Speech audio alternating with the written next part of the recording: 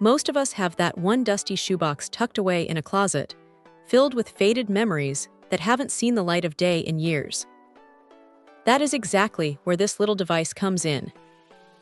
It is a dedicated photo scanner, and honestly, it feels like a bit of a time capsule itself. It is not trying to be a high-end professional flatbed scanner that takes up half your desk. Instead, it is built for one specific job, taking those physical prints, anything from a tiny wallet-sized portrait to a standard 5x7, and turning them into digital files you can actually share.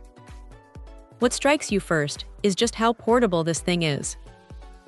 It is light, compact, and doesn't require you to be tethered to a computer if you don't want to be. You just pop in the included 2GB microSD card, feed a photo into the slot, and it does the heavy lifting. It is surprisingly satisfying to watch it pull the print through.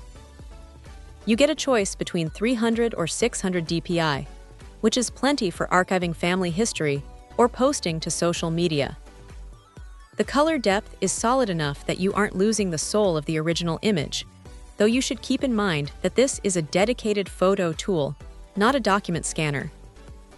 If you try to feed it a thick piece of cardstock or something with a weird texture, it might get a little grumpy.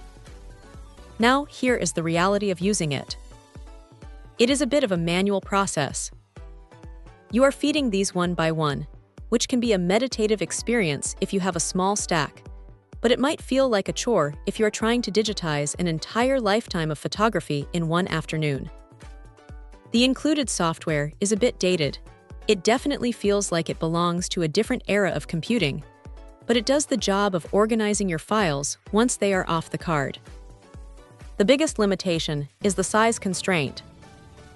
If you have those larger 8x10 portraits or old panoramic shots, this scanner just isn't going to accommodate them.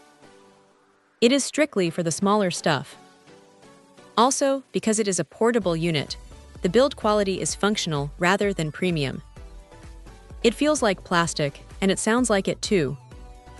But for the price and the specific convenience of being able to scan photos at the kitchen table without needing a complex setup, it hits a sweet spot. It is not a high-tech marvel, but it is a reliable little workhorse for anyone who just wants to get those physical prints into the cloud without a headache.